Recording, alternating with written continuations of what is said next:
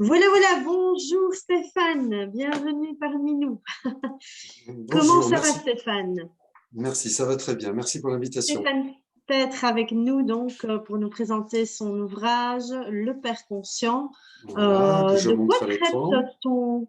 ton livre Stéphane? Est-ce que tu peux nous expliquer un peu le titre déjà? Alors, le titre, je vais peut-être commencer par qu'est-ce qui m'a motivé à l'écrire, Oui, si c'est pourquoi OK pas? pour toi. Parce qu'en fait, Oui, tout à ça, fait. la motivation à l'écrire, moi je suis thérapeute donc en coaching thérapeutique. Donc je m'occupe de l'étage mental et je participe à accompagner les gens à mieux structurer leurs pensées, en fait. Donc Mhm. j'utilise pour ça plusieurs outils, hein, astrologique, énéagramme, qui permettent à la personne de mieux se repérer dans son existence. Et donc cet ouvrage, il est venu, moi, d'abord de mon propre vécu d'enfant, et ensuite de mon propre vécu d'homme et de père. Mhm. Et ensuite de mon vécu aussi d'enseignant, parce que je suis aussi enseignant en art appliqué. Et c'est ces trois convergences-là qui m'ont fait en fait réfléchir à ce sujet. Donc, qu'est-ce que c'est d'être un père? Et à partir de là, comme j'effectue déjà un travail sur moi assez intensif pour répondre à ces questionnements, j'ai commencé à me poser des questions, donc des questions récurrentes. Euh, Par exemple, pourquoi ça fait tant d'années déjà qu'on réfléchit sur ce sujet, sur la paternité, sur le père, sur les enfants, sur le couple, pourquoi on reste toujours enfermé dans le même type de schéma? Pourquoi est-ce que ça continue sur la planète? Pourquoi, malgré tous les travaux qu'il y a eu en psychologie, et Dieu sait si la psychologie, ça fait longtemps que ça existe hein, sur la planète, on en a déjà des traces pendant l'Antiquité, pourquoi ben, il y a toujours... C'était des questions très simples hein, que je me posais. Pourquoi il y a toujours des guerres sur la planète? Pourquoi il y a toujours des famines? Pourquoi il y a toujours la maltraitance infantile? Pourquoi il y a toujours la pédophilie? Pourquoi on ne met pas en priorité aux Nations Unies qu'un couple qui veut faire un enfant, il faudrait qu'il ait une base sur la psychologie, le développement psycho-affectif de l'enfant? Pourquoi toutes ces choses-là ne sont pas mises en place et pourquoi on s'évertue toujours à traiter les symptômes et pas les causes, depuis le temps qu'on bosse Mhm. dessus? Tout à fait.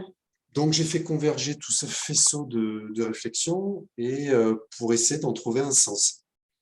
Et si ça avait un sens, justement, qu'on laisse faire ces schémas et ces habitudes. Donc là, en fait, quand on arrive à faire émerger un sens à ça, c'est vrai qu'on va basculer dans une zone plutôt symbolique, alchimique, archétypale, et c'est en montant sur cette fréquence-là, c'est-à-dire en passant de l'analyse psychologique, psychologie sociale, je vais y arriver, et archétypale, que on arrive, enfin j'ai eu la prétention d'essayer de mettre un sens là-dedans. C'est-à-dire de dresser une espèce de feuille de route qui est complètement temporaire, hein, parce que je ne détiens pas la vérité, très, très contextualisée, c'est-à-dire que moi j'écris, je suis témoin de mon époque, et donc pour voir si ça avait un sens, qu'on en arrive toujours et qu'on soit enfermé dans des boucles. Et de là, ça rejoint mon travail, vu que moi je travaille sur les programmations parentales, donc qui sont mises inconsciemment, involontairement de la part des parents sur les enfants. Et de là, on arrive à trouver un sens, c'est-à-dire que il y aurait un sens progressif à ce que l'humanité, en fonction des civilisations, elle soit prise dans ces boucles-là. Mhm. En gros, c'est ça le travail de réflexion de cet ouvrage. En fonction des civilisations, tu veux dire, quelle est la différence entre notre civilisation et d'autres? Ben, c'est ça, c'est-à-dire que quand on arrive au niveau de l'émergence du sens, on se rend compte qu'il y a une espèce de plan qui se dessine, que j'explique dans le livre, euh, où c'est comme si les civilisations elles vivaient des espèces de notions de conscience qui sont progressives, qui leur permettent de passer à des stades suivants d'évolution. Et le père, évidemment, le couple, vit aussi ces strates d'évolution. C'est ça qu'on arrive à voir en appuyant sur comment la psychologie progresse.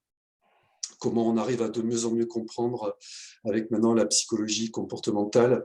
On progresse en fait, et plus on progresse, plus on arrive à voir pourquoi on est dans ces boucles répétitives. Donc, visiblement, il y aurait un sens de progression. Mhm. Tout à fait.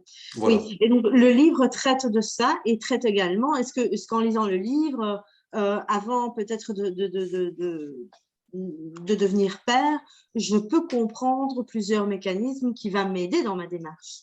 Exactement. Donc, déjà, le plus compliqué pour cet ouvrage, c'était de donner une grille de lecture commune. Mhm. Parce que il fallait que je réussisse à... Donc, je prétends pas répondre à tous les lecteurs, c'est impossible, mais j'ai essayé d'être le plus objectif possible, donc le moins subjectif. Et donc, pour ça, je propose aux lecteurs une grille de lecture. C'est-à-dire que je ne vais pas m'inscrire dans une réflexion, on va dire, de type bouddhiste nirvana, donc on doit s'échapper de la planète parce que c'est l'enfer. Je ne m'inscris pas non plus dans quelque chose de maya illusionniste, que rien n'existe, tout est faux, tout est une illusion. Non, je choisis un angle d'attaque qui va être que, en tant que père, je peux apporter une action volontaire sur ce qui se passe. Donc, influencer mon environnement. Donc ça, déjà, ça a été l'angle d'attaque que je propose au lecteur. S'il accepte de me suivre, on va s'engager dans un espèce de protocole où je dis, voilà, moi, si je suis un homme et que je décide de devenir père, voilà comment je pourrais faire pour essayer, parce que je sais que ce n'est pas actuellement possible sur la planète, mais d'essayer d'être le plus conscient possible de ce qui va se jouer dans ma descendance, en fait. Donc, la première étape que moi j'ai soulignée, c'était que pour un homme, c'était déjà d'être au courant de son environnement, c'est-à-dire être au courant de d'où il vient, où il est, où il va. Hein, donc, ça veut dire un travail sur lui, un travail sur ses ancêtres, un minimum. Pour ceux qui sont ouverts au karma, aux vies antérieures, pourquoi pas, on va attaquer là-dedans, sur le transgénérationnel, mais en tout cas, qu'il ait déjà une base minimum de connaissances sur lui-même, avant de devenir père. Hein. Ensuite, suite à ça, il va se poser logiquement une interrogation sur son couple. Pourquoi j'ai été attiré par cette femme? Qu'est-ce qui est en jeu dans mon processus évolutif? Parce que j'explique aussi que pour un homme, il va attirer à lui une femme, c'est pas du tout du hasard. Il va attirer à lui une femme avec qui il va procréer. Et tout ça, c'est aussi, ça fait partie de la programmation parentale. Toujours pour progresser, on est d'accord. Hein, mais il n'y a pas du tout de hasard. On attire à nous les partenaires qui vont nous faire progresser. Donc, on va faire des enfants qui aussi vont nous faire progresser.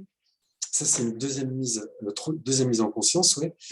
Et à partir de là, c'est vrai que quand il se connaît suffisamment bien lui-même, je fais aussi dans l'ouvrage un gros développement historique, comme j'ai appelé les leçons de conscience, pour expliquer l'évolution, on va dire, du père à travers les âges. Parce que le père, c'est une construction, c'est quelque chose qui n'est pas arrivé comme ça. Il faut savoir que la mère est mère, parce qu'elle enfante. Elle a des initiations, elle a la grossesse pour devenir mère, elle a l'allaitement, l'accouchement. Un père, il le devient très brutalement. Donc c'est au niveau de la civilisation que le statut de père s'est fabriqué complètement. Donc ça, j'explique aussi. Et une fois que ça s'est vu, c'est vrai que à partir de là, l'homme peut rentrer en travail sur lui-même. Donc c'est pour ça que j'ai appelé le titre Mais Le père conscient. logiquement, le père devrait envisager devenir père en fécondant.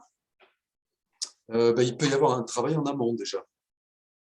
Hein, de savoir quel processus il va le déclencher quand il va devenir père, puisque c'est un processus énorme qui va être déclenché. De mettre en route une descendance, on va activer des forces gigantesques, et ça, c'est mieux d'en être conscient pour après savoir ce qu'on va transmettre aux enfants. Et c'est là qu'on arrive au niveau alchimique et archétypal, hein, parce que j'ai appelé l'ouvrage un héros alchimique. C'est-à-dire qu'une fois que toutes ces forces sont mises en jeu, c'est vrai que ce père, ce futur père ou cet homme va réaliser un peu comme un héros dans l'Antiquité, il va réaliser des épreuves. Donc on rejoint l'œuvre alchimique avec les quatre œuvres principales, hein, œuvre noire, blanc, jaune et rouge. Et on le voit aussi dans le développement de conscience, donc le père va passer ces étapes pour arriver à découvrir quelle est sa fonction archétypale vis-à-vis du couple et vis-à-vis de l'enfant. Donc ça aussi, c'est un gros dossier que je développe dans le sens où actuellement sur la planète, si je contextualise, j'explique pourquoi il y a eu cette bataille matriarcat-patriarcat. Ça aussi, ça a du sens. J'explique aussi pourquoi actuellement les grandes mouvances sur la planète sont que par exemple, il n'y a pas vraiment de fonction. C'est-à-dire qu'une femme peut être père, un homme peut être mère. Il n'y a plus d'hommes, il n'y a plus de femmes, il n'y a plus d'identité de genre, il y a plus enfin, il y a une identité de genre, mais il n'y a plus d'identité qui est reliée au sexe biologique. Et tout ça, ça a aussi du sens.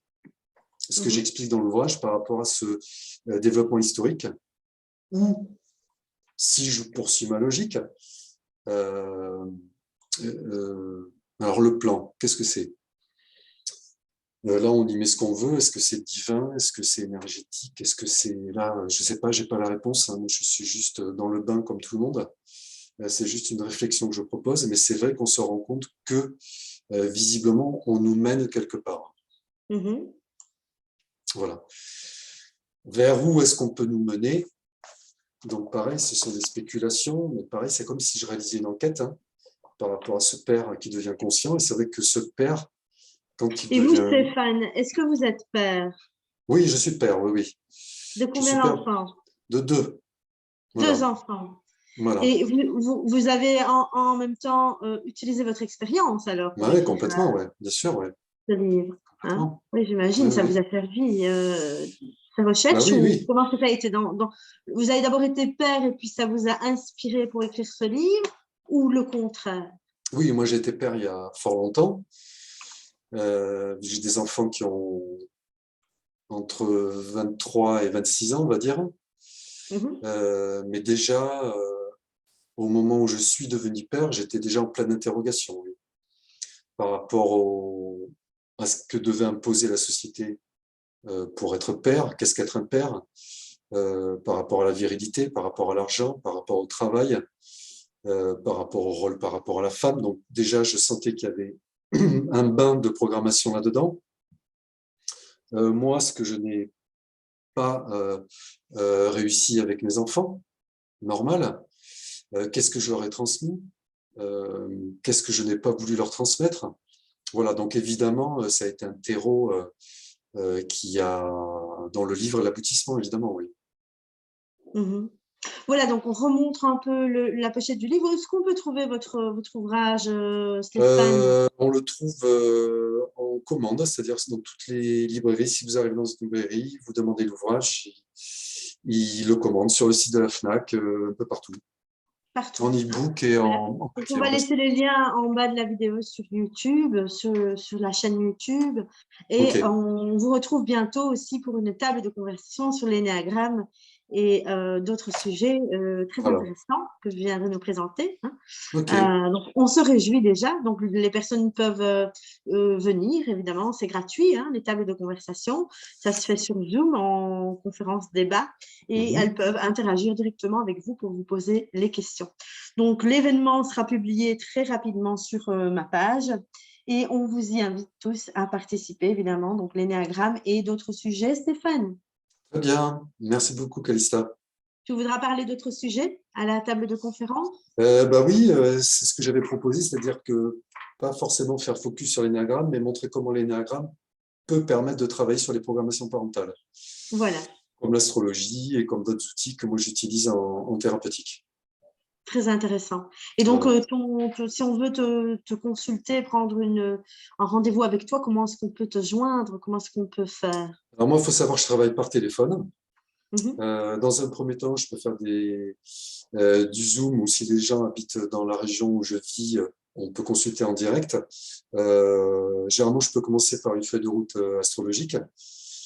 Si la personne le souhaite, on n'est pas du tout obligé, pour permettre de voir déjà les grandes lignes et déjà les besoins réels auxquels les parents n'ont pas pu répondre dans l'enfance. Ça, on arrive à le voir. on arrive à voir où la personne a été bloquée, là où elle doit aller. Et en fait, pareil, à nouveau, c'est un processus alchimique, tout ce qu'elle doit passer comme épreuve pour se libérer.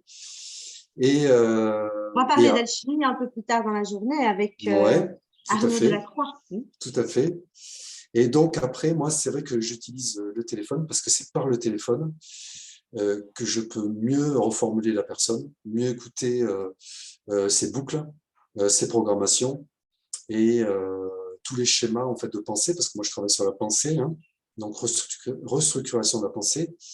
L'objectif n'étant pas d'imposer ma pensée, pas du tout, moi j'accompagne, mais c'est de permettre à la personne de se confronter à ses blocages et de voir quelle a les solutions en elle et comment on peut la libérer. Voilà, puis après ça se fait sur plusieurs séances. Donc je ne sais pas si on pourra mettre le lien du site internet où les personnes peuvent revoir voilà, tous les renseignements pour montrer comment ça fonctionne. Tout à fait. On mettra ça en dessous de la vidéo, donc n'hésitez pas à contacter Stéphane si vous désirez structurer vos pensées et à lire son ouvrage, donc Le Père conscient, qui est paru aux éditions. Il est paru aux éditions collection, c'est Connaissance et Savoir. Connaissance et Savoir. Ouais. Sciences humaines et psychologie, collection psychoclinique. Voilà. Et en conclusion, c'est vrai que j'aimerais dire que c'est vrai qu'on se rend compte qu'il y a vraiment un plan à tout ça.